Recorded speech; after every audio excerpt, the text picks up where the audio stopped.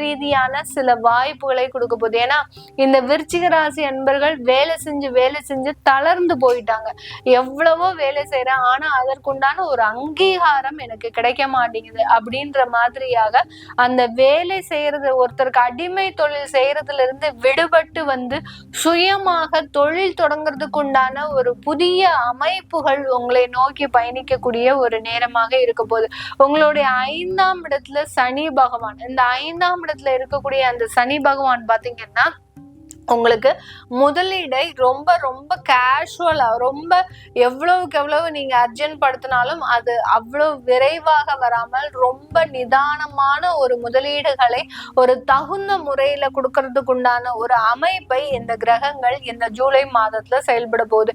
உங்களுக்கு இந்த கிரகங்கள்ல இப்ப இருக்கக்கூடிய ஒரு நெகட்டிவான ஒரு கிரகமே பாத்தீங்கன்னா 4ஆம் இடத்துல ராகு. சில பேரு இந்த விருச்சிக ராசி அன்பர்கள் சொத்தை வித்து நான் தொழில் தொடங்கணும் அப்படின்னு நினைக்கிறவங்க எல்லாம் நிறைய பேர் இருப்பாங்க. அதுதான் அந்த 4ஆம் இடத்துல இருக்கக்கூடிய ராகு பண்றக்கூடிய வேலை. அந்த சொத்துக்களை விற்கிறதுக்கு உண்டான முழு முயற்சிகளிலும் இந்த விருச்சிக ராசி அன்பர்கள் இந்த ஜூலை மாதத்துல செயல்படக்கூடிய ஒரு நேரமாக இருக்கும்.